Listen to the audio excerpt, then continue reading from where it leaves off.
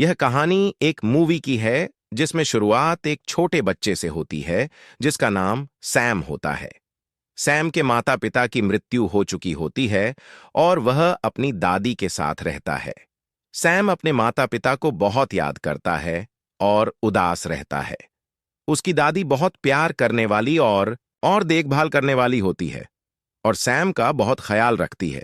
Sam को समायोजित करने में कठिनाई हो रही होती है, तो उसकी दादी उससे कहती है कि वह उसके लिए एक पालतू जानवर लेकर आएगी।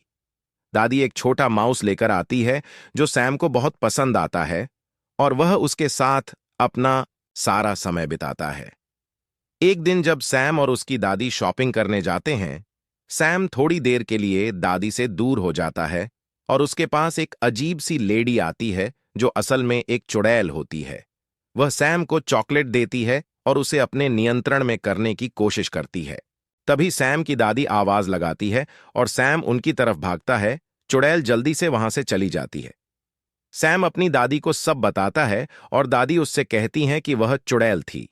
दादी उसे समझाती है कि चुड़ैलें बहुत खतरनाक होती हैं और उससे दूर रहने की सलाह देती हैं।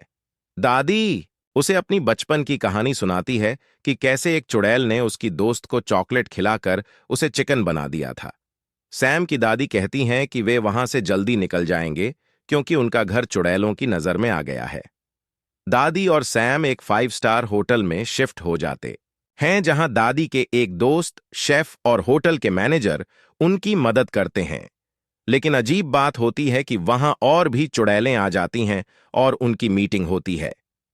चुड़ैलों का प्लान होता है कि वे सभी बच्चों को चॉकलेट खिलाकर उन्हें अपने नियंत्रण में कर लेंगी।